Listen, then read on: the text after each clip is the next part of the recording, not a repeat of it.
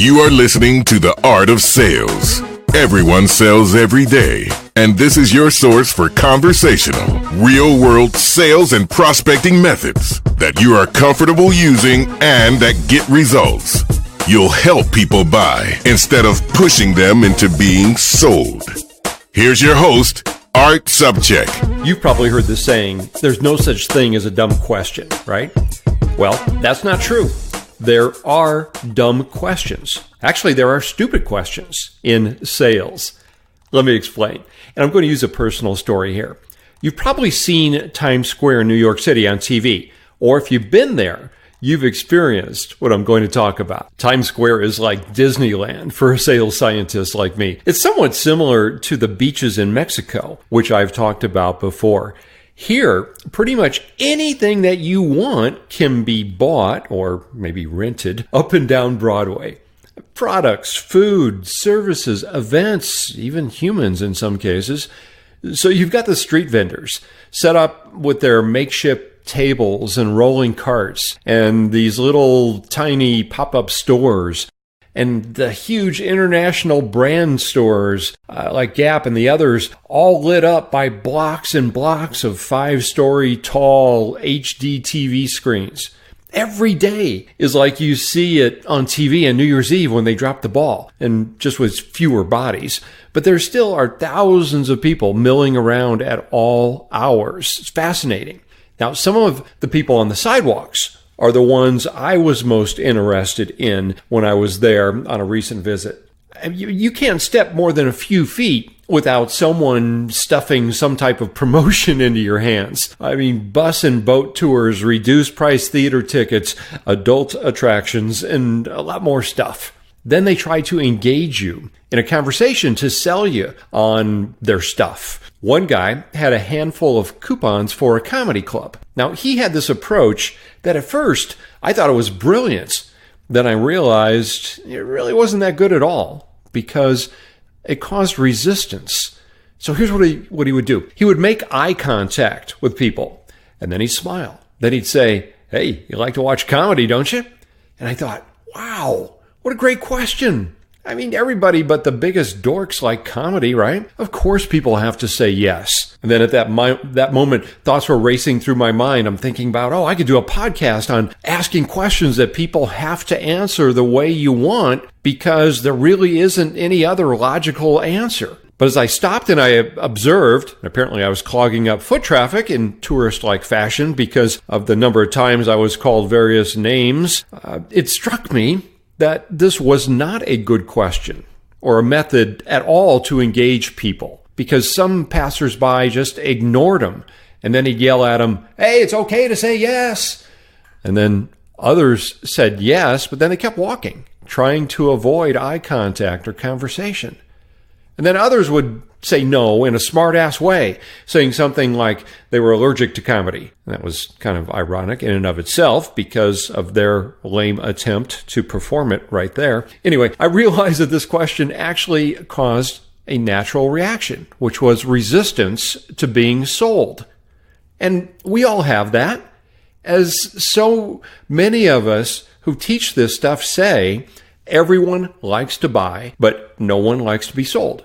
So when faced with a situation where we feel that we're about to be pitched or sold, and we're not in a frame of mind where we're actually looking for something, the natural defenses arise, right? It's like we put our arms out.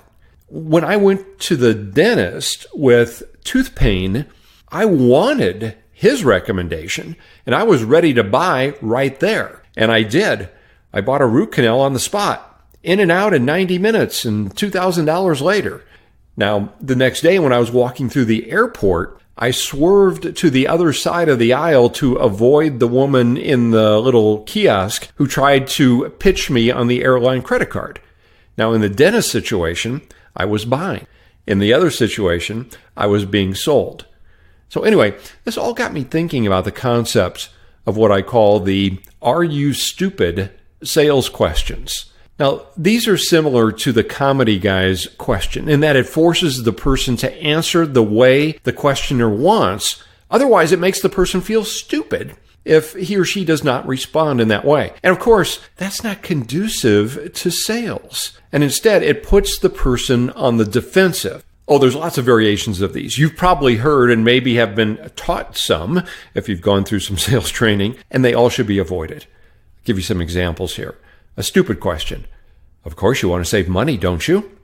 What the person really hears is, of course you don't want to be stupid, do you? Here's another stupid question.